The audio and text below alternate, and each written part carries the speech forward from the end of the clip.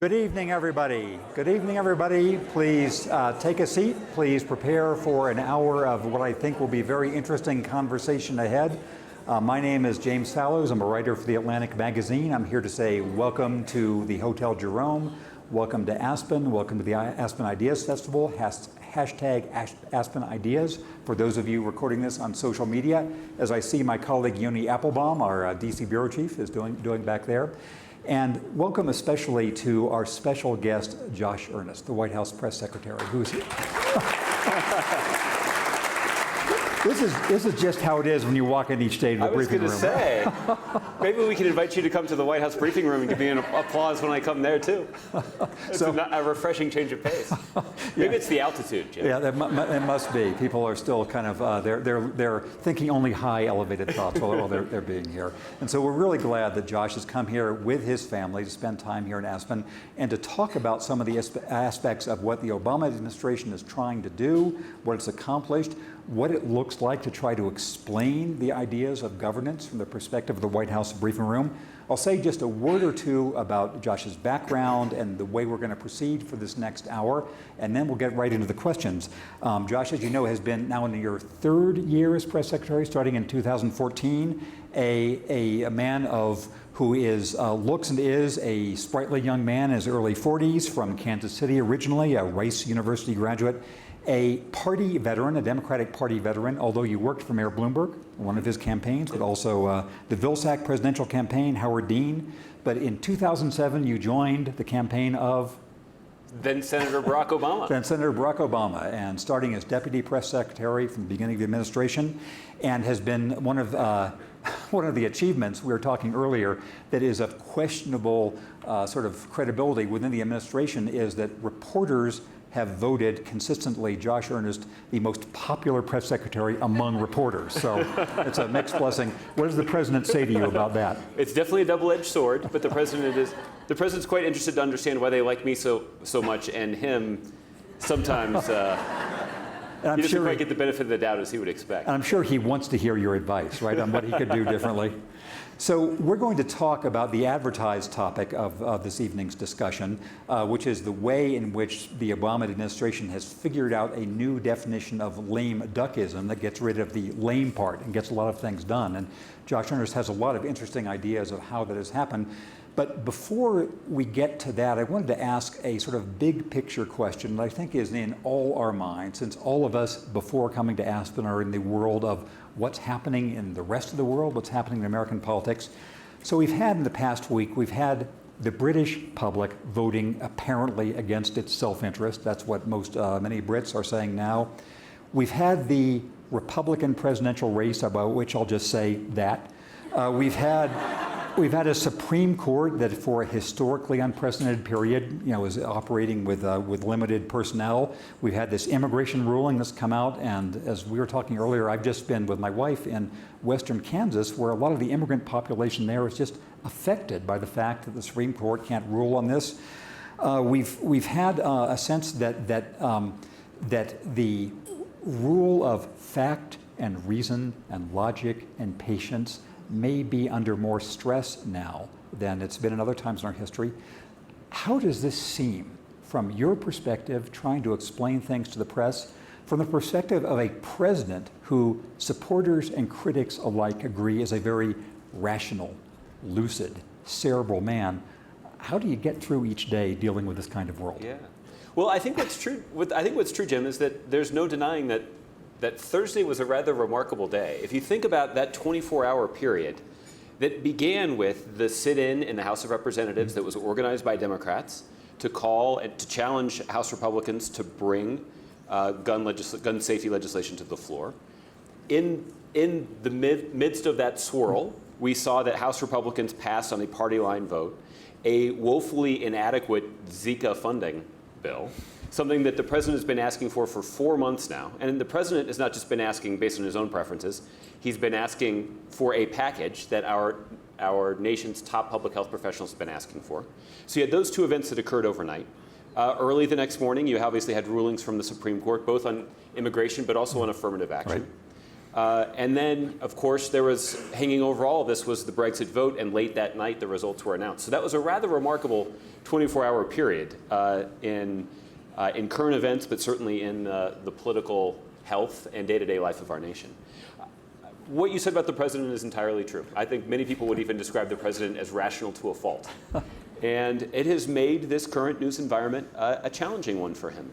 And we've spent a lot of time thinking about how we can capitalize on new technology out there. You noted that we are that people are likely live tweeting our conversation. So there certainly are modes of communication that are available to this president that were not available to previous presidents. And I think what we have really tried to do, Jim, is to help people understand exactly what their interests are in all of this, and to try to reinforce how it's the president's intense focus on our national interest and on the interests of working in middle-class families across the country that really animate his agenda. And even as we have external events that are influencing our political debate, the president constantly tries to bring it back to this intense focus on what's in the best interest of the country, what's in the best interest of middle-class families in the country.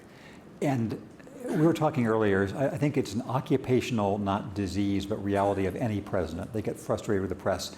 Eons ago, I worked for a president, Jimmy Carter, former president of the United States, and he was just so frustrated about the ability to get his message across that he finally gave his malaise speech, which was popular, until he fired the cabinet. Every president, and Bill Clinton had his complaints.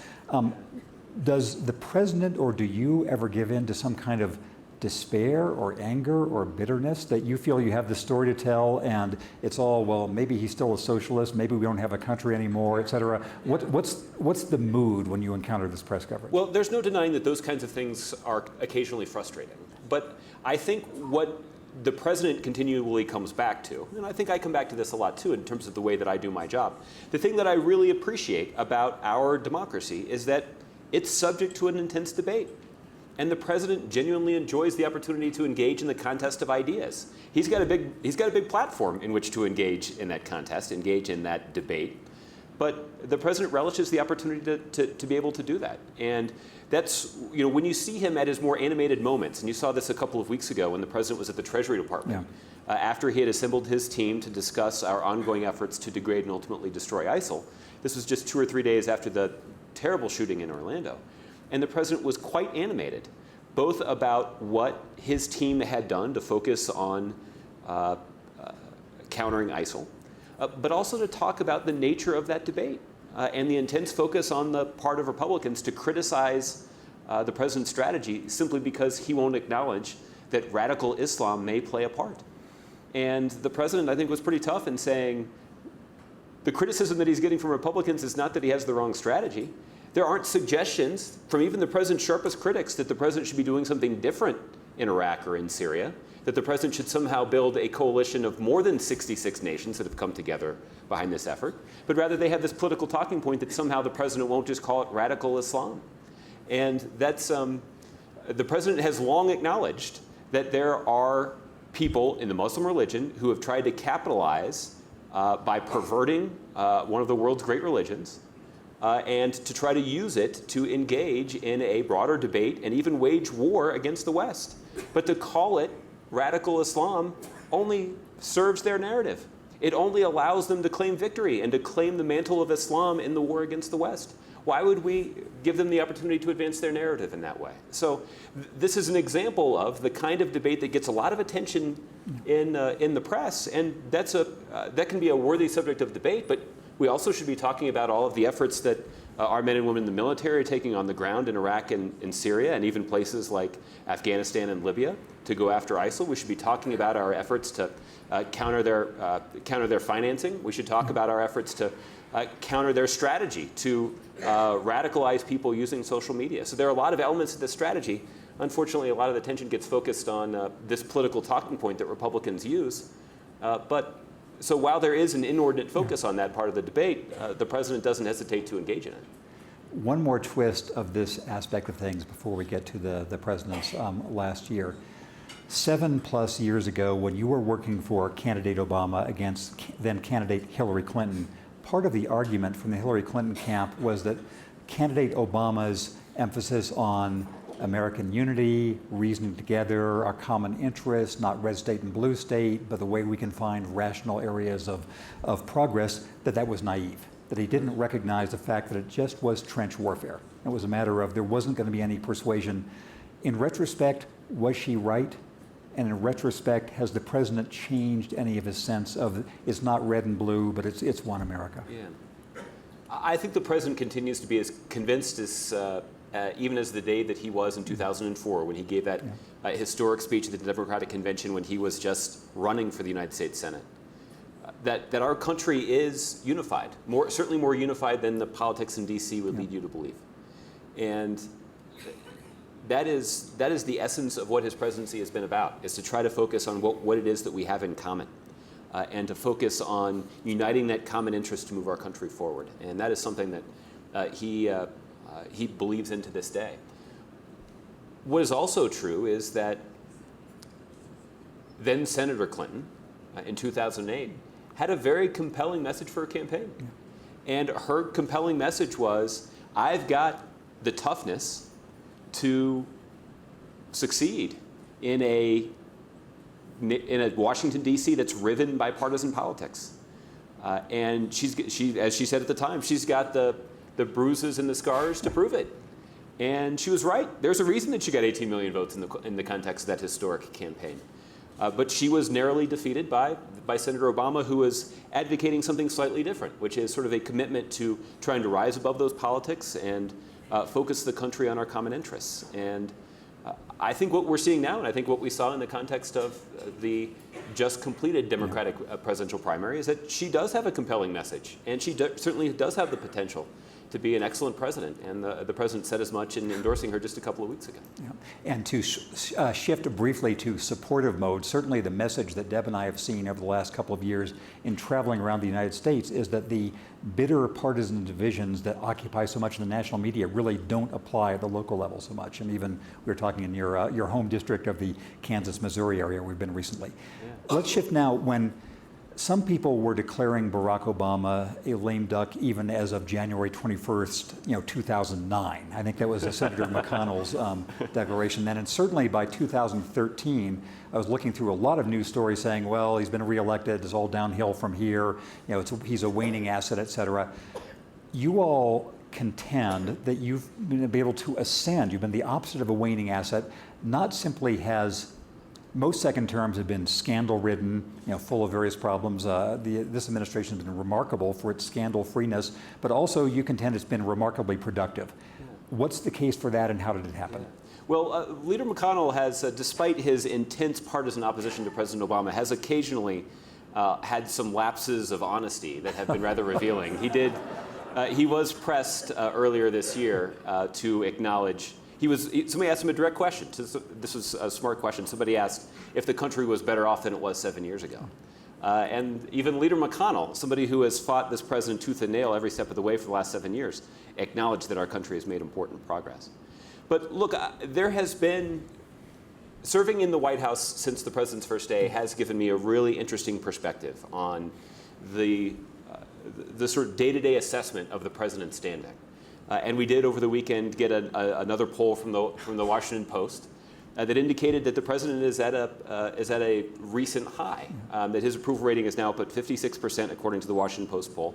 This is actually the highest approval rating that the president has had since the days after the successful raid against Osama bin Laden. So wow. These are his highest ratings in 5 years.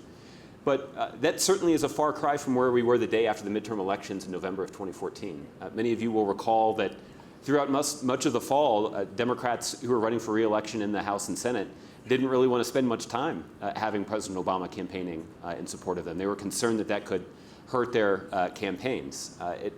It didn't serve their campaigns very well in retrospect to shun the president either.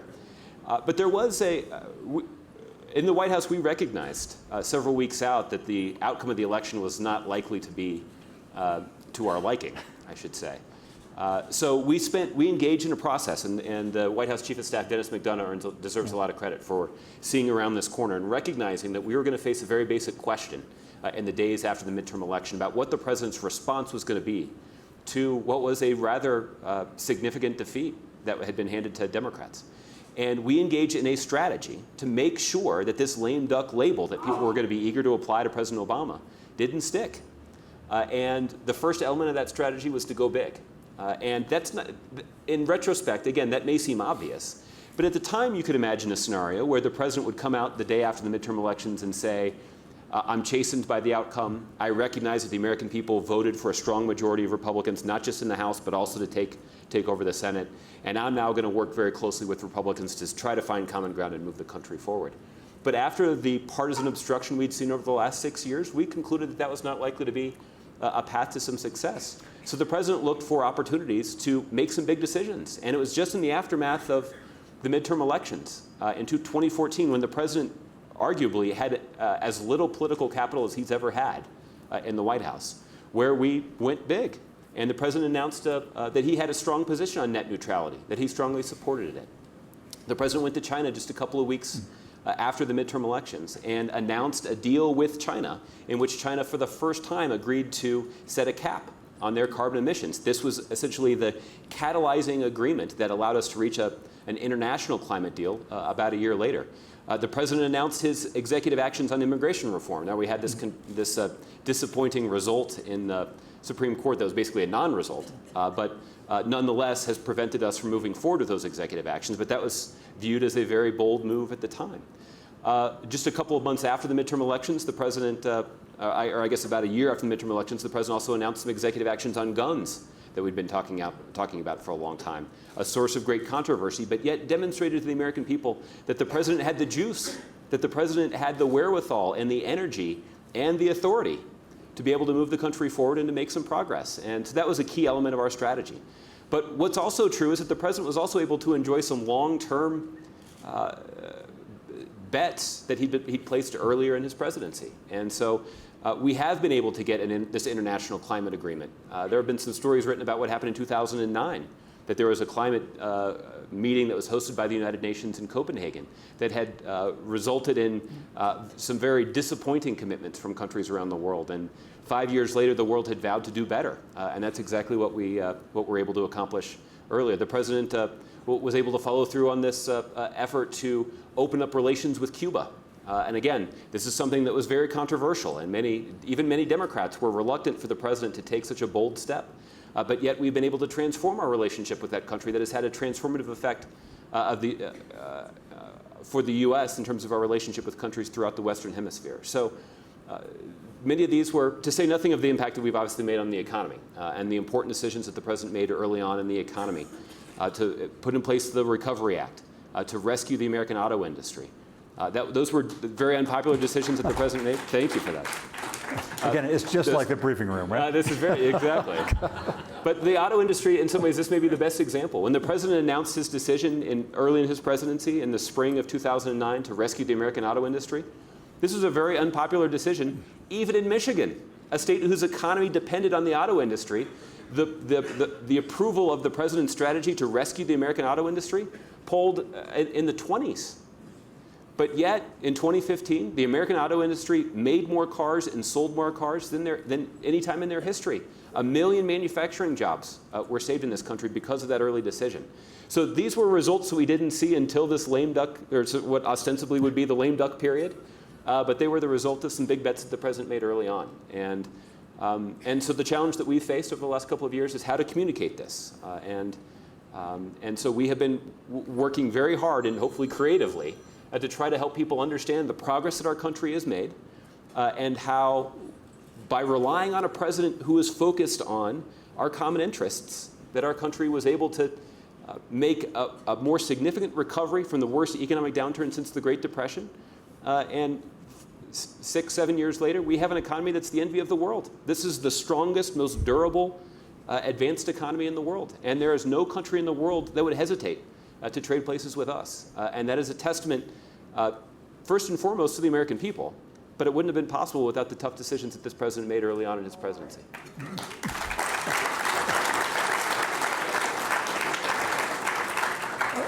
Let me ask you about the deliberations and perhaps the controversy that went into one aspect of this communication strategy, which is the president really embracing new communications media. It was a big deal long ago when Bill Clinton played a saxophone on the Arsenio Hall show, but I'm thinking in particular of the president being with Jerry Seinfeld and the Comedians in Cars, Jimmy Fallon on the slow jam of the news, and what, Between Two Ferns, Between Two Palms, is that?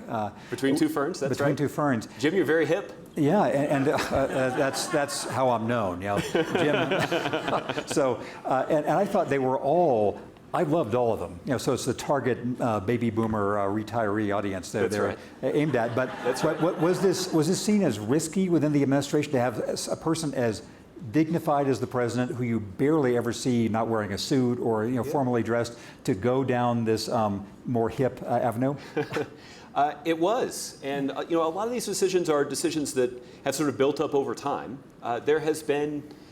President Obama has been in office during a period in which our media has been dramatically transformed. The best statistic that I've heard about this is that when President Obama was reelected in 2012, there were fewer than 1 billion smartphones in the world. But yet now, today, just less than 4 years later, 1 billion people check their Facebook page on their smartphone every day.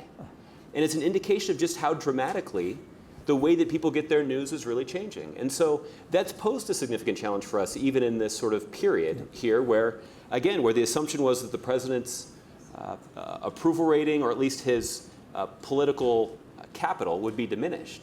So one thing that we did was we benefited from low expectations among the mainstream media. So we certainly looked for ways to engage with the mainstream media, but you got to be honest. I mean, I think if they were being honest with you, they would say they didn't expect too much.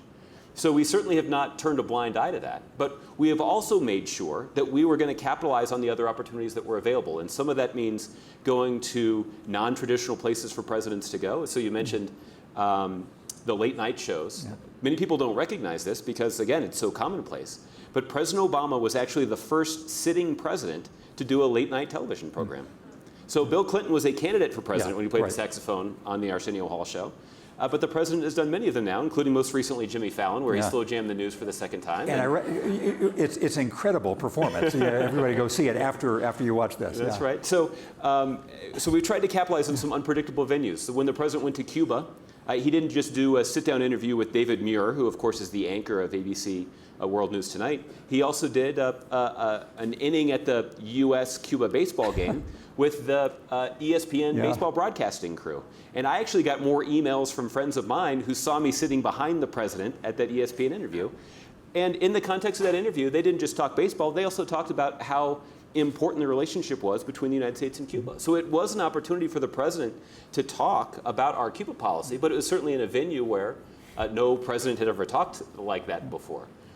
But in addition to those non-traditional venues, the other example that I would be remiss to not mention is many of you may recall that last fall, almost a year ago now, the president went to Alaska. He was the first sitting president to go north of the Arctic Circle. And when we were in Alaska, we were thinking, what is the best way for us to try to get some attention for this? And we talked about, should we bring a network television crew along with us? But it was the last week in August, right before Labor Day, when television viewership is not exactly at an all-time high. So we actually the president did an episode of Running Wild with Bear Grylls. Yeah. And Bear Grylls is this British survivalist who has a profile and essentially does shows where he will go with celebrities into the wilderness and they will engage in these death-defying acts.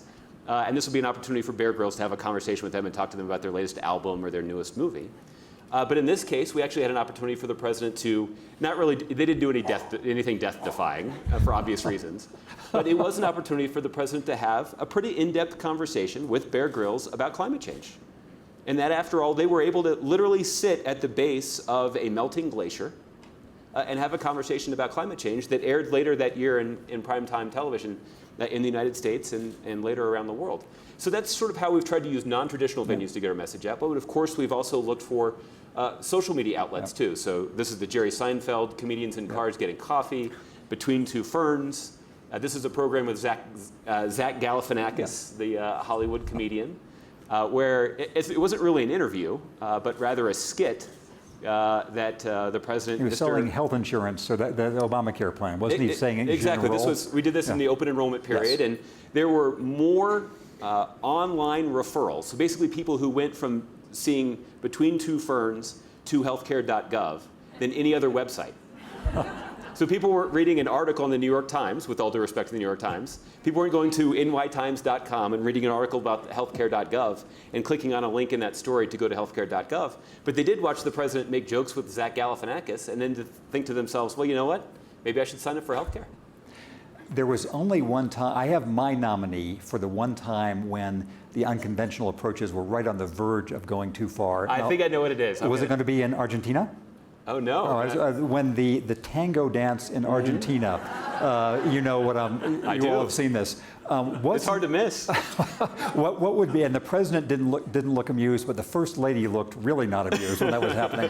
But what would be, is there something you decided not to do? What's an illustration of something that would have been, Between Two Ferns was okay, but this thing X would have been too far? Well, or the other thing you were thinking of rather than the tango. Let me tell you, let me tell you the thing that's been most controversial with the White House press corps in terms of the president capitalizing on different outlets to get out his message. One thing that we've done in the context of the State of the Union is the president would give a State of the Union address, spend a couple of days on the road, and then we would use, the State of the Union would typically be on a Tuesday.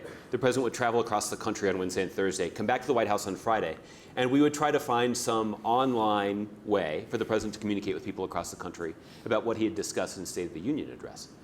So one thing that we have done, I think we've done it twice now, is that there are people that I had not previously heard of.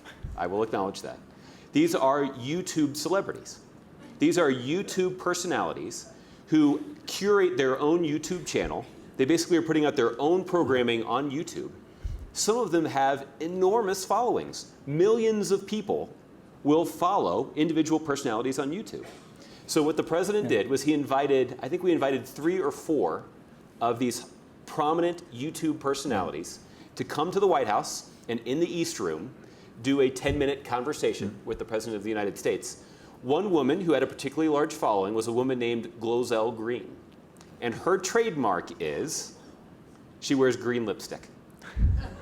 And so media outlets that have been frustrated at their inability to interview the president with the frequency that they would like often will mention to me that the president will do an interview with a woman wearing green lipstick before he will do an interview with them. And depending on the person, I will sometimes say, yeah, you're right. This leads seamlessly to discussion about the state of the press in general. People who are concerned about national governance, they think, well, national politics is broken in various ways, the filibuster and blah, blah, blah. People in my business often think that the press is in a period of business pressure leading to sort of content pressure. You've dealt every day now for these years with the medium that connects a president to the public for getting the idea across. How broken is the press in your observation? Well, here's how I think I would characterize that.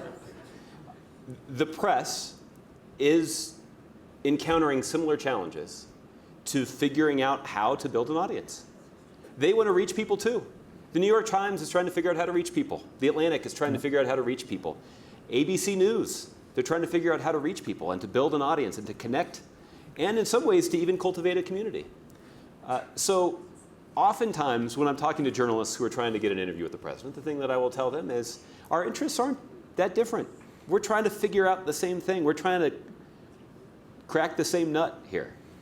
And so what's different about it is that the livelihood of an individual news organization depends on their ability to succeed in doing this. In some cases, that makes news organizations a little risk averse, which means that they've been slow to adapt. In other cases, it means that news organizations are learning the wrong lesson, in my view. And I think that there are a couple of things that I will occasionally find frustrating about the media. The first is that there is so much intense pressure to be first and to break news that sometimes being first is prioritized over being right. There are many examples of this. I think the most prominent one is CNN. that you may recall that in the first Supreme Court healthcare decision, they reported it wrong the first time. And look, combing through that decision was really complicated. And there was intense public interest in understanding exactly what the Supreme Court had included. So I understand, I'm not saying that the people at CNN are incompetent or they are corrupt or they aren't sufficiently dedicated to getting it right and getting it fast. They are, but they're under such immense pressure to be first that it leads to some rather unfortunate mistakes. So I think that's the first thing. I think the second thing is that we now live in a media environment in which we're so easily distracted. And people are so drawn to trying to get clicks or trying to get eyeballs that sometimes it obscures the actual story of what's happening. And I was thinking about this on the walk over, trying to think of the best example of this. And I don't know how many of you may remember the president traveling to South Africa to attend Nelson Mandela's funeral. Mm-hmm. And this is a powerful historic moment. There were dozens of world leaders who were in the same stadium where this memorial was taking place, paying homage to a remarkable man who lived a remarkable life. And there was coverage of the memorial service. But I don't know if you remember there were two aspects of the president's visit that got a lot of attention. The first was, in the midst of this hours-long memorial service, the president leaned over and took a selfie with, I believe it was the Danish Prime Minister, a very attractive Scandinavian woman. And there's a picture of the First Lady sitting next to the president while he's leaning over to take a selfie. And she's sitting there watching the president take a selfie with this attractive blonde woman who happens to be a world leader. She's preparing for Argentina. Exactly. And so there were all these rumors about whether or not the First Lady was annoyed or feeling jealous that the President of the United States was taking a picture with the attractive elected leader of Denmark, I believe it was. The second storyline, again, of the memorial service of this great man was the fact that there was a sign language interpreter imposter who had made his way to the stage. And there were days of questions. I got asked this question about whether or not the president's security was threatened by the presence of this individual who's making some rather creative gestures on stage. But it is an indication of how, even in a historic moment of real consequence, media coverage, even of those big moments, are so easily distracted by things that aren't significant, but yet may lend themselves to the prurient interest of the public. So to look on the positive side, one way that we at The Atlantic got a lot of attention in this past year was via my colleague Jeff Goldberg's very, very long and thorough piece on President Obama's worldview. So from The Atlantic's point of view, we were absolutely delighted that you all decided to spend so much time, to have the president spend so much time with Jeff explaining his view of the world. Why was that worth it from your point of view while the president was still in office? Mm-hmm. Well, this does serve as a good illustration of what we were talking about before, which is that while certainly the White House, if we're going to reach as many people as we would like to reach across the country in this very disaggregated media environment, we need to capitalize on other opportunities that exist. But that doesn't mean that we can turn a blind eye to the mainstream media, to the true professionals and to the true organizations that dedicate significant resources and time and personnel to covering the White House. So the interview with Glozell Green and the green lipstick is not at all a substitute for a serious interview. And this is a great example of that. Jeff is somebody that has closely covered this president's efforts to engage in the most volatile region of the world in the Middle East. And the president has had a number of conversations with Jeff, both on and off the record, about the policy decisions that he has had to make. Jeff obviously brings his own expertise to this discussion. And given all of the turmoil, and given how difficult it is to tell a story about what the president's aims have been, not just in the Middle East, but his approach to foreign policy overall, we turn to somebody like Jeff to help us describe to the public exactly what the president's strategy is. So the way that this story was originally conceived was that the president was making a trip to Asia last fall. And this was a way for us to demonstrate that the president had made good on his promise upon taking office to execute what we have called the Asia pivot. This is, or the Asia rebalance, where so much of the Bush administration had been consumed with formulating a policy in the Middle East to the exclusion of some other places around the planet. And so the president had basically concluded that the United States needed to spend more time and attention on our strategic interests in the Asia Pacific. And that meant strengthening our alliance with countries like South Korea and Japan and Australia.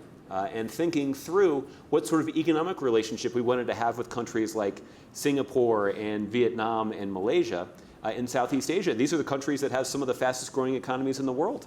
And there's a real opportunity for American businesses and American workers to benefit from stronger ties in that region of the world. And the United States being able to benefit from those ties is not a foregone conclusion, because we also see that China is also rising. And China is also in a place where they're seeking to exert their influence in their neighborhood. And so the United States had the potential to really benefit from a greater focus on this region of the world. So the way we conceived this story was to invite Jeff to travel with the president through Asia on this trip to talk about our efforts to focus on this region of the world. Now, the day before we left on this trip, there was a terrible terrorist attack in Paris. Yep.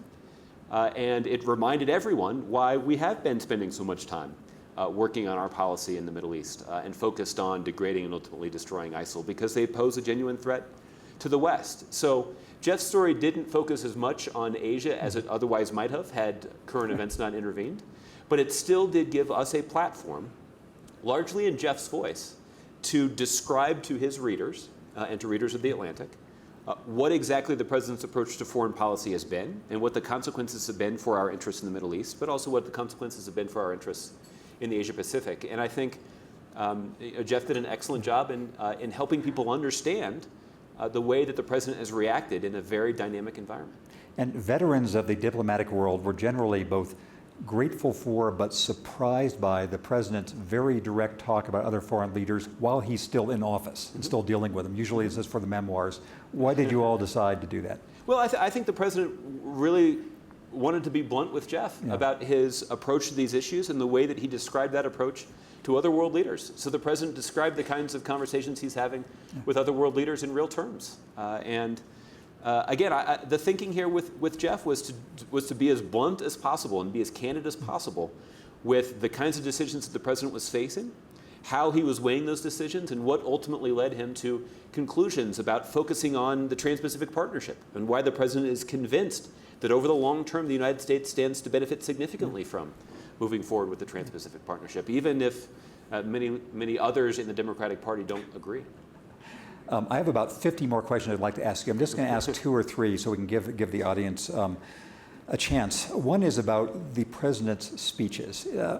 It's impressive how much of Barack Obama's rise to American politics can be linked to major speeches. His 2004 convention speech, which I was there in Boston. It was really riveting. His race speech during the march in the campaign, I think, in 2008. The speech after the Charleston massacre, various other ones.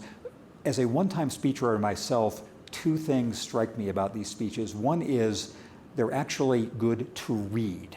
Bill Clinton, for example, was a wonderful, engrossing speaker, but you never want to read a transcript of what he said. It was all in the experience. The other is that the eloquence of President Obama's oratory is almost never in a sort of phrase-by-phrase or sentence-by-sentence scale, sort of paragraph scale. You can't quote, oh, here's this wonderful thing that Barack Obama said in his race speech. Everybody remembers the speech, but not a sentence of it. How do you all think about the time when it's time to roll out the big gun? You're going to have President Barack Obama give one of his trademark big deal speeches. How often do you think you can do those? How do you think about this part of his communication? Yeah.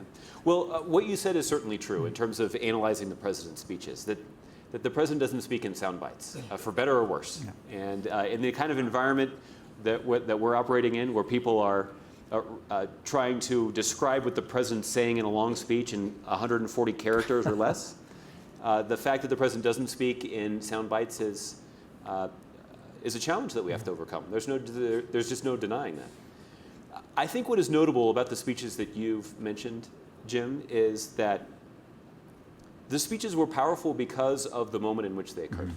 That was particularly true of Charleston. And those of you that haven't, and we didn't talk about this before, Jim, but those of you that haven't read Jim's analysis of that speech should Google it when you go home tonight, because it is one of the most insightful and I haven't read it even since then, but. And we've not discussed this before. We've not discussed this before, you. but it's worth a look as you remember that speech and what a powerful moment that was for the country, and what a powerful moment that was, not just for the country as a whole, but for the African American community in particular. And so I think what is unique to many of the situations that you've described, Jim, is that these are speeches that the president has written himself.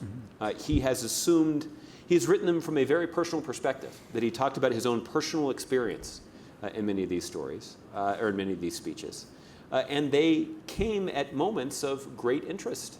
And whether it was the aftermath of the tragedy in Charleston or in the midst of this grand political scrum about the president's former pastor.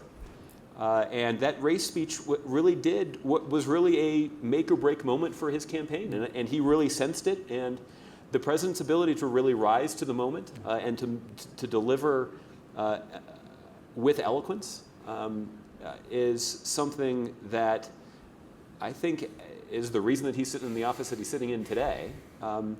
I think what is also true of the speeches that you have mentioned, the common theme of all of them has been the president's sense that our country's diversity is our strength. And our sense is that because we place greater stock in this idea that we live in a country where if you work hard and you really try, that you can make it, regardless of what your last name is, regardless of the way you pray to God, regardless of who you love, regardless of your gender identity. That commitment to that principle, even for all our differences, is what binds us.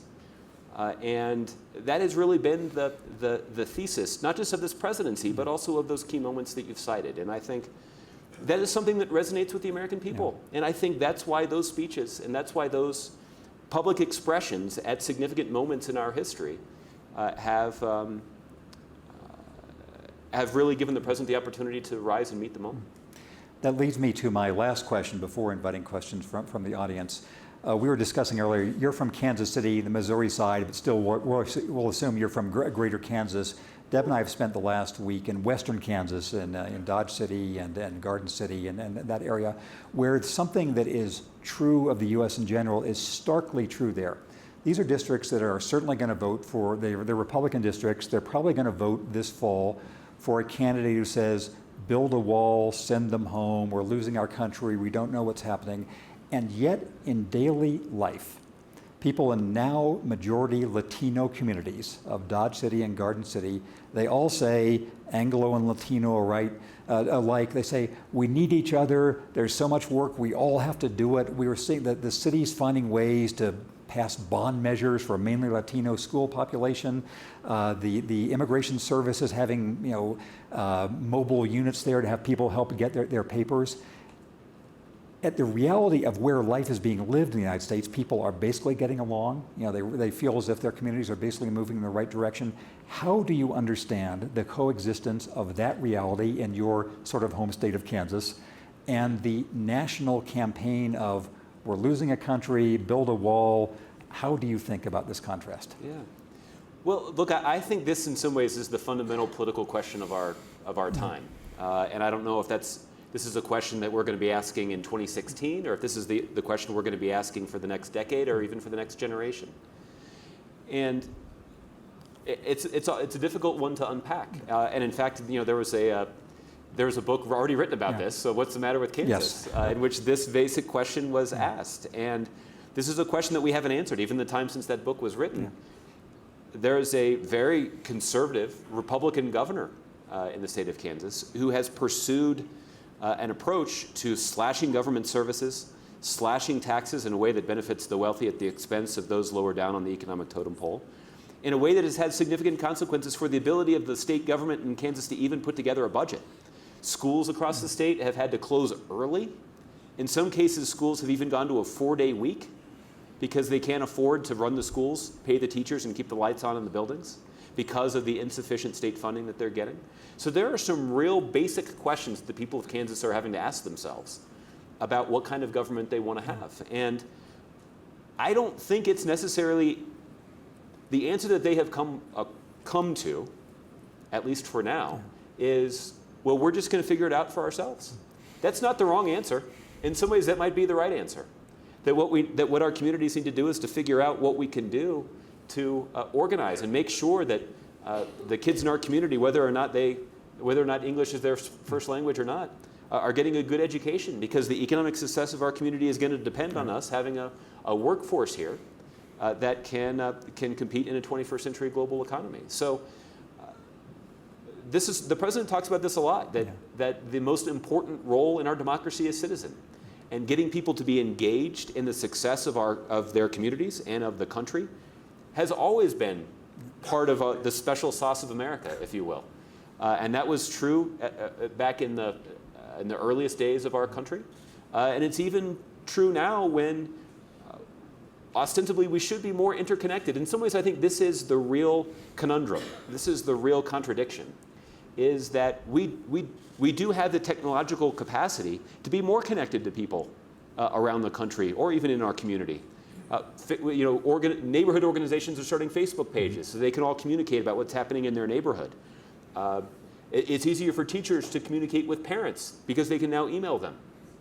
It should be easier for us to be connected, but yet somehow there seems to be a greater disruption and a greater disconnectedness in our country. And it's not obvious to me exactly how to repair that. I do, and some of this is spending the last 10 years hanging around with President Obama. I think our country is going to benefit from us being closer together and us being more focused on what our common interests are, and that when we're united and focused on those common interests, there's nothing that can stop us. That's why the president is fundamentally optimistic about the future of our country, and there are local communities like Dodge City that are proving him right. But this is still a pretty significant question that we have to ask and answer for ourselves, not just as residents of local communities, but residents of the United States of America. So who would like to ask? Yes, we'll start over here with the cowboy hat, which I can see, and a microphone will come to you, and then microphone runners will go. Yes. So wait for the microphone. Yes. And would you identify yourself, please? My name's Lee Mulcahy. Susan Sarandon, the actress and activist, she asked on Bill Maher why the Barack Hussein Obama has prosecuted more whistleblowers than all other presidents combined. Well, this is a question that I've gotten a couple of times. Typically, this is in the context of individuals who have typically have worked with journalists to share government secrets. Essentially, they have violated the commitment that they have made to protect classified information and shared it with journalists so it could be made public. But it was the government law. And so the challenge has been, particularly among journalists, is why is it that these individuals have been prosecuted? And there are a couple of answers to that question. The first is prosecutorial decisions are made at the Department of Justice without political influence. So there are career federal prosecutors at the Department of Justice that have to make these decisions. And look, it would be a much bigger story if you had individuals sitting in the White House telling career prosecutors at the Department of Justice, hey, you should go prosecute that person, they just broke the law. So the president takes this notion of independence quite seriously. And so what the president has essentially said is that this is the Department of Justice that is making these decisions. What's also true is that individuals who have access to classified information, myself included, you have to sign an oath saying that you will protect that information. And what is available to those individuals are classified channels where they can raise concerns. If they see something in classified information that they feel does violate the law or does run contrary to our values or raises an ethical or moral question for them, there is an opportunity for them to go to Congress or go to the Inspector General in their agency or go to even the Department of Justice in a classified setting and say, hey, you guys should take a look at this because I'm not quite comfortable with it, and if you look at it, I'm confident you won't either. That is something, for example, that was available to Edward Snowden. And the president's beef with Edward Snowden was not that he had objections to this, but rather his concern is that he took this information and made it available for everyone to see. He put lives at risk. He also put the country in a situation in which we were made vulnerable because of decisions that he had made on his own. And if he had concerns that, again, had aroused his moral sensibilities, he had an opportunity, for example, to go to the Inspector General at the intelligence community and say, hey, you should take a look at this because I don't think it's appropriate. And there are independent oversight channels that are available to individuals that have those concerns. But look, these are tough questions. And this is something that the president was talking about early in his presidency, even before somebody like Mr. Snowden became famous, of how do we make sure that we are striking the right balance between our privacy and our national security. And that's something that we're going to have to always check. But what we have to make sure that we keep faith to are the individuals who do put themselves on the line because they have the protection of a classified setting to keep our country safe. So here are our rules for remaining 10 minutes of questions. First, these are questions, not debates, so we're stipulating their difference of views. Second, I can't see you because of the lights, so I'll go to where the microphone is. Yes, here, yes. So President Obama, I'm Philip Balson. President Obama famously came into office saying he didn't want to do school uniforms. Now, as he reaches the end of his term, is there any bitterness or disappointment in the West Wing as you're listing accomplishments like net neutrality, while major issues like the cost of college, immigration, or the TPP remain unfulfilled? Yeah. Well, listen, first of all, I think net neutrality is a big deal. And I think when you look at the long-term trajectory of our economy, I think we're going to see that the FCC's independent decision that they made to guarantee net neutrality is something that's going to have profound consequences, not just for our privacy, but also for companies that are trying to have equal access to the internet so that they can innovate, so that they can win customers, and they can establish a business model that can compete with a Netflix or a Google or a YouTube or a Facebook. So I think I disagree with the premise of your question a little bit, but let me, now that I've taken that on, let me try to answer the question that you've asked. The president is disappointed. I think the two things that the president is most disappointed that our political system has not figured out how to solve. The first, I think, is pretty obvious, and it's gun safety. There are common sense things that we could do in this country, that we could make changes to our laws that would protect every law-abiding American's Second Amendment rights, that would also make it harder for individuals who shouldn't have guns from getting their hands on them. That we can make sure that everybody who goes to try to buy a gun goes through a background check. We should have a law in this country that prevents individuals who are suspected of having ties to terrorism from being able to walk into a gun store and buying a gun. If you're on the no-fly list and the government has concluded that it's too dangerous for you to board an airplane, why would we assume that it's okay for you to walk into a gun store and buy a gun? That doesn't make any sense at all. The president frankly believes that we should ban assault weapons. These are weapons of war. You don't need to be...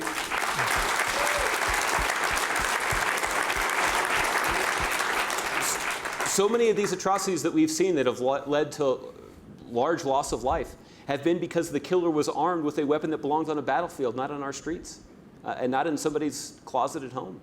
So the first thing is obviously gun safety measures, and the president has been disappointed that our country has not made sufficient progress on this. The president has, however, made clear that he's prepared to be a single-issue voter on this issue. And he's made a commitment that he's not going to support anybody, he's not going to campaign for anybody or raise money for anybody that doesn't support common sense gun safety legislation. And the president, that's true of even people in his own party. So I think that's an indication of how seriously the president takes this, but also an indication of how frustrated he is. The same is true, I think, for different reasons when it comes to immigration reform. This is a common sense proposition. We can reduce our deficit, we can make our community safer, we can extend the lifetime of Social Security. We can greatly enhance our economy. We can create jobs, all by pursuing common sense immigration reform. And this is something that's strongly supported all across the country by business and labor, by evangelical organizations, by law enforcement organizations. They all understand that common sense immigration reform is something that would benefit our country, both when it comes to our economy and when it comes to public safety. And the president was invested at the beginning of his second term. In late January, shortly after his inauguration, the president flew to Las Vegas, where in his first term he had promised to push for immigration reform. He delivered a speech and said, we're going to get it done this time. And the president and his team did work effectively with Democrats and Republicans in the Senate and got almost 70 senators, Democrats and Republicans, to come together around a common sense proposal to reform our broken immigration system. This is something that Senator Rubio himself was involved in. And it passed the Senate with, I believe, 68 votes, Democrats and Republicans. But then obviously, well, we all understand how a bill becomes a law. It's passed by the Senate, it has to be passed by the House. And so you're wondering what happened. Did House Republicans vote down this bill? No, they didn't. The bill was never brought up for a vote. Speaker Boehner and the other leaders in the House of Representatives did not want their members to vote on it. They did not support it. And it's very disappointing that something that as common sense, that would have such profound positive impact on the country, didn't happen. Not because it was voted down by the House of Representatives, but because the leaders of the House of Representatives wouldn't even let it come up for a vote. And I do think that this does explain the position of the Republican Party that the Republican Party finds themselves in right now. The Republican Party has been invested solely in blocking President Obama's agenda. They have not been invested in advancing their own. It's not as if the president is vetoing bills left and right that have been passed by the Republican in Congress. So I actually did a little homework before our session, Jim. Okay. And I asked the staff secretary at the White House to pull for me the vetoes that President Obama has issued in his second term, or in these last 2 years in office. So this is when the Republicans have had a historically large majority in the House, and after an 8-year drought, got a majority in the Senate. So you would think, again, Republicans are capitalizing on this opportunity to basically move their agenda right through the Congress. Even if Democrats object in the Congress, they're basically powerless to stop it because Republicans have such a strong majority. In 18 months, the president has issued 8 vetoes. I was even surprised by that. I thought it would be more. But what's more, I think, damning is that of those 8 vetoes, 6 of them were vetoing bills that Republicans had passed to undo things the Obama administration had done. 6 of them. So one of them was related to labor regulations. 2 of them related to rules applying the Clean Air Act. One of them, a rule related to applying clean water regulations. One of them, most recently, the conflict of interest rule that essentially prevents financial advisors from not acting in their clients' best interests. And of course, the bill to repeal the Affordable Care Act. 6 of those 8 were things that the Obama administration had done that Republicans had tried to undo. The 7th of the 8 was to force the administration to pass the Keystone Pipeline, which of course the president didn't do. So it's really hard for Republicans to make the case that they have seized this opportunity to advance their own agenda. And it is a scenario, I think, where basically you have a Republican Party that doesn't stand for something. They're not out there fighting for something. And I think that's why you've essentially seen that their voters have fallen for somebody who doesn't really stand for anything either. Yeah. He doesn't have his own agenda that they can articulate. We're going to have time for a little informal discussion after our official program ends. We have time for one more question during the official taping. Who has a microphone? Yes. Hi. Thanks for taking my question. You, more than anyone, sit on the front lines, battle every day over small issues, big issues. But ultimately, presidents get boiled down to a few words, right? Lyndon Johnson, civil rights, FDR, New Deal. How do you think history will remember President Obama in a few words? Yeah. All right, well, so I'm going to keep this answer short. Avoided a second Great Depression, but also laid the foundation for a stronger, more modern economy. Passed health care reform, something that presidents in both parties had worked for a century to try to achieve. Brought our men and women in uniform home from Iraq and Afghanistan. We still have a presence in those 2 countries because we still have an interest in keeping the country safe, and that requires the use of our military. But when President Obama took office, there were 180,000 U.S. service members in Iraq and Afghanistan combined. That combined number now is less than, is about 15,000. So essentially 90% of our troop presence in those 2 countries has been removed. So I guess I said I'd keep it short, so I'll keep it to that. So we have 60 more seconds on our official clock. What's the main thing you know about President Obama the rest of us don't know? I would say that he's a good singer, but the president's had an opportunity to demonstrate that a couple of times. Well, this is what I know. And you might think this, but I can confirm your guess about this. When the president leaves office, he's going to take a nice long vacation. But after a couple of years, he's going to write a really good book.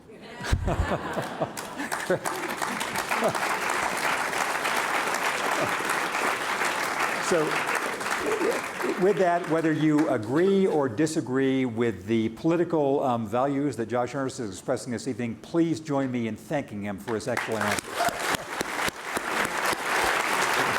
I enjoyed it.